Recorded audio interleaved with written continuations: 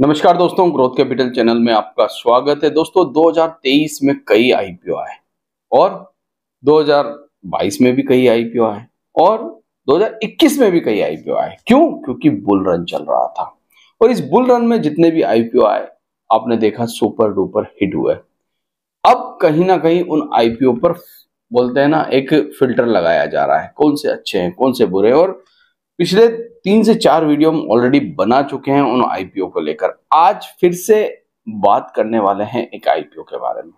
ये आईपीओ 2023 में आया था और 2023 के बाद फिर क्या हुआ दोस्तों, क्योंकि सितंबर 2024 के अंदर जब बुल रन अपने बोलते हैं ना टॉप पर था तो सारे के सारे आईपीओ भी टॉप पर थे। मगर फिर 26,000 से हमने करेक्शन देखा और वो करेक्शन चला दोस्तों 22,000 या ये कह लीजिए 21,700 तक। करेक्शन पूरा हुआ।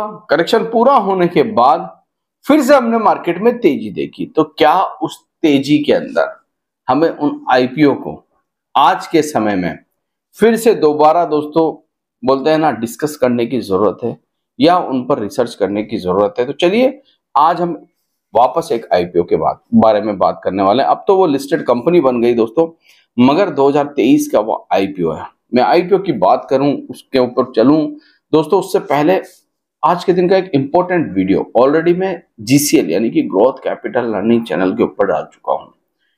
इस वीडियो को आपको जरूर वॉच करना चाहिए दोस्तों। कई लोग स्टॉक मार्केट में लॉस करते हैं, हालांकि लॉसेस के बहुत सारे कारण होते हैं, उनमें से एक इंपॉर्टेंट कारण, अगर आपने भी स्टॉक मार्केट की आपकी जर्नी में आपकी यात्रा में लॉस किया है तो कहीं ना कहीं वो कारण आपसे जो है टच करेगा दोस्तों, रिलेट करेगा। वो कौन सा कारण है दोस्तों? वो चार्ट पर कब सप्लाई और कब डिमांड होती है दोस्तों, किसी भी स्टॉक के बारे में कैसा पैटर्न बनता है वो मैंने बताया है। तो इस वीडियो को चाहकर आप वॉच कीजिए। ये वीडियो आपको एंड स्क्रीन पर देखने को मिल जाएगा। एंड स्क्रीन पर जब वीडियो हमारा ये वाला खत्म होगा तो एंड स्क्रीन आएगा, वहां पर ये वीडियो देखने को मिलेगा। उस पर जब आप क्लिक करेंगे तो ऑटोमेटिक आप हमारे नए चैनल पर चले जाएंगे। उस चैनल को भी सब्सक्राइब कर लीजिएगा और उस वीडियो को भी पूरा वॉच कर लीजिएगा और कमेंट बॉक्स में कमेंट जरूर दीजिएगा ये वीडियो आपको कैसा लगा। क्या ऐसे वीडियो हमें इस चैनल पर भी बनाकर डालने चाहिए? तो चलिए बात करते हैं दोस्तों उस कंपनी के बारे में। और कंपनी के बारे में बात करूं, टॉपिक है दोस्तों रिसाइकलिंग। जी हाँ, रिसाइकलिंग आज के समय में एक इंपॉर्टेंट सेक्टर बन चुका है। हमने बहुत सारी कंपनियों को देखा रिसाइकलिंग सेक्टर में जो काम कर रही है उसकी परफॉर्मेंस पिछले कुछ सालों में बहुत अच्छी हुई है। अब देखिए ये रिसाइकलिंग तो बहुत सारी चीजों में होती है, ऐसा नहीं है कि सिर्फ और सिर्फ कुछ प्रोडक्ट रिसाइकल होते हैं। दुनिया भर के तमाम प्रोडक्ट रिसाइकल होते हैं, मगर आज मैं ऐसे प्रोडक्ट के बारे में बात करना चाहता हूं जो आपके लाइफ में बहुत इंपॉर्टेंट है, उसके बगैर जिंदगी नहीं चल सकती दोस्तों।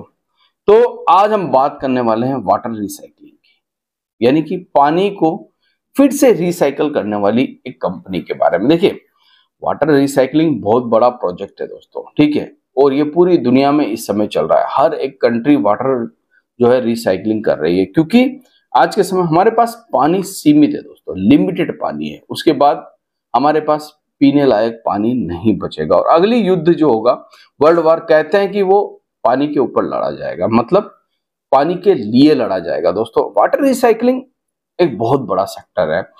देखिए स्टॉक मार्केट में दोस्तों पैसा कौन कमाता है? जो बहुत जल्दी किसी सेक्टर को समझ ले, इसे पता चले कि सेक्टर आगे चलकर बहुत बड़ा होने वाला है। आपने पिछले 4 सालों में देखा होगा ईवी सेक्टर को बहुत बड़ा होने वाला था और आपने देखा बहुत सारी कंपनियों के शेयर प्राइस ऊपर चले गए, क्योंकि ईवी एक बहुत बड़ा सेक्टर है। वैसे ही आपने सोलर कंपनियों को देखा होगा, जो सोलर पैनल्स बनाती है या सोलर जो है पावर बनाती है, वो कंपनियां बहुत तेजी से आगे चलेगी। वैसे ही वाटर रिसाइकलिंग ये बहुत बड़ा सेक्टर है दोस्तों, समझने की जरूरत है। पूरी दुनिया के अंदर इस समय बड़े बड़े प्लांट लग रहे हैं वाटर रिसाइकलिंग के, बहुत बड़े बड़े प्लांट, मतलब हमारी सोच से भी परे। क्यों? क्योंकि हर एक कंपनी चाहती है दोस्तों, गवर्नमेंट का सख्त आदेश है कि आपकी प्लांट से जो वाटर निकलता है, जो पानी वेस्ट पानी निकलता है दोस्तों, जो केमिकल वाला पानी निकलता है, आप उसे रिसाइकल करे बगैर जमीन में या नदियों में नहीं छोड़ोगे। ये कंपनी यही काम करती है दोस्तों, पानी को रिसाइकल करती है। चलिए, अब मेरी बात को इतना तो समझ गए होंगे कि आज का टॉपिक और आज का सेक्टर क्या होने वाला। अब मैं आपको लेके चलता हूं उस कंपनी के नाम पर और फिर हम थोड़ा सा उसका फंडामेंटल देखेंगे। मगर उससे पहले दोस्तों, किसी भी प्रकार से किसी भी स्टॉक में कोई बाय सेल रिकमेंडेशन नहीं है। याद रखिएगा, ये वीडियो सिर्फ और सिर्फ इंफॉर्मेशन एजुकेशन पर्पस के लिए बनाया जा रहा है। यहां पर मैं आपको कोई रिकमेंडेशन नहीं दे रहा हूं दोस्तों। अगर आप इसको रिकमेंडेशन समझ रहे हैं तो आप बहुत बड़ी गलती कर सकते हैं दोस्तों। स्टॉक मार्केट में जब भी आपको निवेश करने के बारे में सोचना है, अपने फाइनेंशियल एडवाइजर के साथ जरूर डिस्कस करना है। तो चलिए, कंपनी का नाम आपके सामने रख देता हूं दोस्तों। कंपनी का नाम है EMS। जी हाँ, ये वो कंपनी है दोस्तों EMS जो वाटर रिसाइकलिंग करती है। बहुत बड़ा ग्रुप है दोस्तों, बहुत बड़ा ग्रुप है EMS ग्रुप, जो इस प्रकार के बड़े बड़े प्लांट जो है पूरी दुनिया के अंदर, पूरे इंडिया के अंदर आपको बनाता हुआ डालता हुआ देखने को मिलेगा। बेसिकली एक चीज आपको समझनी होगी। अगर आप कंपनी के प्रोफाइल में जाएंगे तो यहाँ पर आपको सब कुछ मिलेगा कि ये कंपनी और भी क्या क्या काम करती है, कब से काम कर रही है। 1998 से इस कंपनी ने अपना वाटर रिसाइकलिंग का काम शुरू किया है दोस्तों। और आज के समय में आप देखेंगे तो इंडिया की वन ऑफ द बेस्ट कंपनियों में इसका नाम भी आता है। इस समय वाटर रिसाइकलिंग की बात करें तो इंडिया के अंदर, भारत के अंदर एक बहुत बड़े प्रोजेक्ट के बारे में आपको समझना होगा कि ये जो बड़े बड़े जितने भी प्लांट आज डल रहे हैं किसी भी चीज के, उसके साथ साथ आपको एक तो पावर जनरेशन, साथ ही साथ आपको वाटर रिसाइकलिंग। मान लीजिए कोई सीमेंट प्लांट डल रहा है या मान लीजिए कोई टेक्सटाइल डल रही है, तो टेक्सटाइल वालों को ये कह दिया जाता है कि आपको साथ ही एक तो आपका खुद का सोलर एनर्जी का प्लांट होना चाहिए पावर जनरेशन के लिए, दूसरा आपका खुद का रिसाइकलिंग प्लांट होना चाहिए। जो भी आपके प्लांट से गंदा पानी निकलेगा, वेस्ट पानी निकलेगा, उसको आपको खुद रिसाइकल करना है। ये आईपीओ कब आया था दोस्तों? आईपीओ 2023 की शुरुआत में, यानी कि 2023 सितंबर 2023 में आया था और आईपीओ का प्राइस 211 रुपए के आसपास था। 70 शेयरों का एक लॉट था, ठीक है। उसके बाद लिस्टिंग होती है आईपीओ की, और आईपीओ की लिस्टिंग होने के बाद 52 वीक हाई आप यहां पर देख सकते हैं, करीब करीब 1016 का है।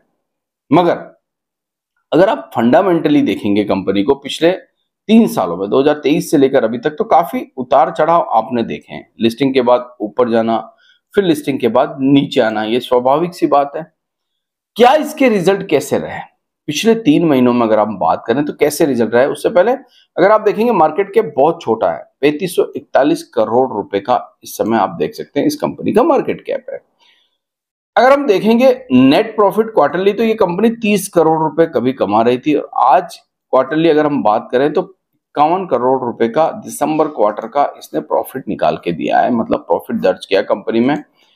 सेल्स देखें 121 करोड़ रुपए से बढ़कर 245 करोड़ रुपए हुई है। साथ ही साथ अगर मैं ईयरली बात करूं तो जो कंपनी 2020 के अंदर 326 करोड़ रुपए कमाती थी, आज वही कंपनी 930 करोड़ रुपए का रेवेन्यू जनरेट कर रही है। ऑपरेटिंग मार्जिन प्रॉफिट 28 के आसपास है, और साथ ही साथ नेट प्रॉफिट की बात करूं तो ट्रिपल डिजिट में ईयरली इसका नेट प्रॉफिट आ चुका है, जो कि पहले डबल डिजिट में हुआ करता था।